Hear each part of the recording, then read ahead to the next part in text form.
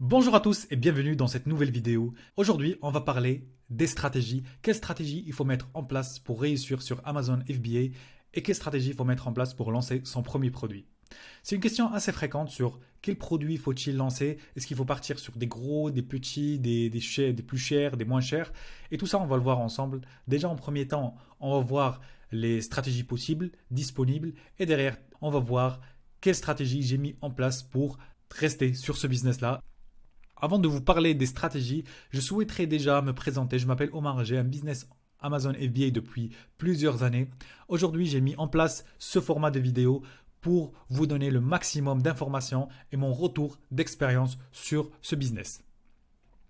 Du coup, n'hésitez pas à me le dire dans le commentaire si vous avez déjà des questions ou si vous appréciez aussi ce genre de format. Du coup, pour commencer, aujourd'hui, on va voir les stratégies.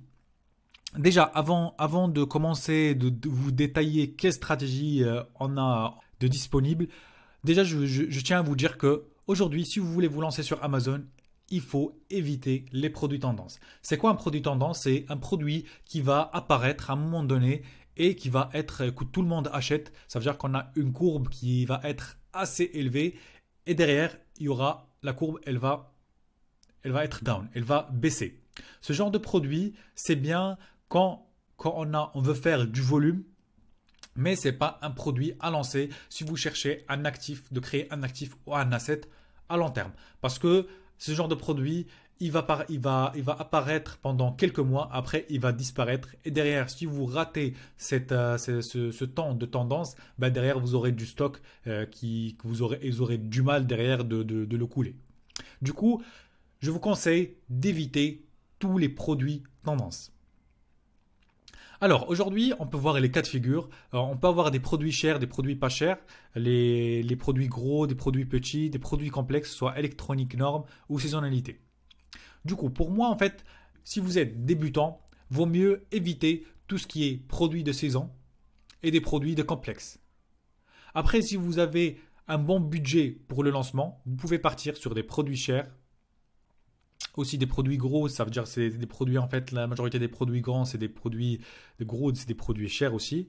Après, si vous avez un plus petit budget, vous aurez la possibilité de partir sur des produits petits, pas chers. Sauf que le problème des produits pas chers ou petits, c'est des produits il y aura beaucoup de concurrence parce que tout le monde veut vendre des produits à 19 euros, à 20 euros. Alors que en contrepartie, les produits chers, moins de gens veulent mettre 50 euros pour sourcer un produit. On est bien d'accord.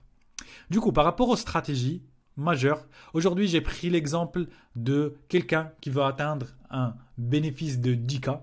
C'est un chiffre que tout le monde aime atteindre. Mais aujourd'hui, pour atteindre un bénéfice de 10K, si on part sur une marge de 20%, il faut générer un CA, un chiffre d'affaires de 50K, de 50 000 euros. Du coup, aujourd'hui, j'ai mis en place 3 stratégies. La première stratégie, c'est de partir sur un seul produit avec un volume de vente très important. Ça veut dire qu'un produit à 33 euros qui va se vendre 10 fois par jour sur 5 marketplaces. Par exemple, tu prends France, Allemagne, Espagne, Italie et par exemple Grande-Bretagne et qui va se vendre 10 fois par jour sur une durée de 30 jours. Ça génère 50K de CA. Du coup, ça peut, avec 20% de bénéfices, ça fait 10K. Les avantages, c'est que sur ce genre de stratégie, il y aura beaucoup de ventes chaque jour avec peu de travail parce que vous allez faire un travail de lancement de votre produit et derrière, en fait, vous allez faire que superviser ce produit-là.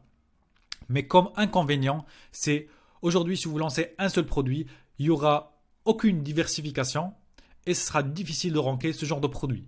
Il faut savoir que les produits qui se vendent 10 fois par jour, c'est des produits qui sont demandés par tout le monde parce que ça génère des beaux chiffres d'affaires. Voilà, comme celui-là, il va générer 50K juste avec un seul produit. Du coup, il y aura beaucoup de concurrence et il n'y aura pas de diversification. Ça veut dire qu'aujourd'hui, si vous avez un problème avec ce produit-là, ben derrière, tout votre business plan tombe à l'eau.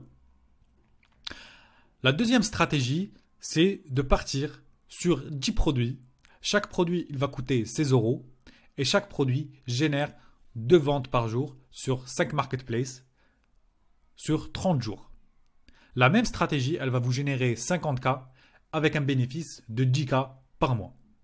Du coup, l'avantage de cette stratégie-là, c'est d'avoir une bonne diversification. Vous allez rester en dessous des radars parce que ce genre de produits qui se vendent 2 fois par jour, ils sont moins demandés. Par contre, vous aurez 10 produits à gérer. Ça veut dire que plus de produits, plus de travail, plus de lancements et plus de problèmes. Et aussi plus de fonds. Ça veut dire que pour lancer 10 produits, ben, il vous faudra un coût. C'est un coût de lancement. Comme à chaque fois, je le répète, il faut avoir un coût de lancement pour chaque produit. Et du coup, derrière, il y aura moins de concurrence parce que on est d'accord que pour lancer ce genre de produit, il faut avoir de la patience parce que lancer 10 produits, il faut chaque 3-4 mois lancer un produit. Ça prend plus de temps. Voilà. Après, la troisième stratégie, ça va être de prendre 2 produits qui sont assez chers à 84 € avec 2 ventes par jour, 5 sur les 5 marketplaces. Sur 30 jours, ça fait pareil, 50K avec 10K de bénéfices. Du coup, sur ce genre de stratégie, on voit déjà que le prix 84 €, c'est un prix assez cher. Ça veut dire que c'est un produit qui va sourcer assez cher. Du coup, les avantages, il y aura une marge très importante avec peu de concurrence. Sur ce genre de produit, je peux vous garantir qu'il n'y aura pas énormément, surtout pas des débutants qui vont partir sur des produits qui se vendent à 84 €. Mais les inconvénients, c'est peu de diversification. On va tomber sur le même cas que la première stratégie. Ça veut dire 2 produits, peu de diversification, risqué si pas de vente. Ça veut dire qu'aujourd'hui, si vous vendez pas un de vos produits, vu qu'ils sont déjà, qui génèrent pas énormément de ventes par jour, ben, du coup, il n'y aura pas de vente. Et le retour sur l'investissement de départ, il va être très élevé. Aujourd'hui, si vous voulez sourcer 200-300 pièces de ce genre de produit, ben, il faudra un grand capital. Du coup, aujourd'hui, je vous ai présenté les 3 stratégies majeures que vous pouvez mettre en place. Et du coup, par rapport à ma stratégie, moi aujourd'hui, je préconise d'avoir une diversification. Pour moi, la diversification, c'est la clé pour la réussite. Il faut avoir un minimum une dizaine de ventes par jour sur l'ensemble des marketplaces. Moi, je préconiserais ce genre de produit, mais pas partir sur des produits à 16 €. Avoir plutôt des produits à 33 €, entre 20 à 50 €, mais avec une vente, genre 3-4 ventes par jour. C'est des produits qui restent sous les radars, qui restent nichés, pas des produits avec une haute concurrence, mais qui vont générer un bon chiffre d'affaires. Après, voilà, c'est l'inconvénient, c'est que derrière, il faut lancer produit par produit, il faut être patient. Créer un actif, ça reste toujours quelque chose il faut être patient sur le long terme. Il faut viser à long terme sur Business Amazon. Il ne faut pas se dire aujourd'hui, je vais devenir riche dans 6 mois, quoi. Il faut partir, il faut être patient et lancer produit par produit.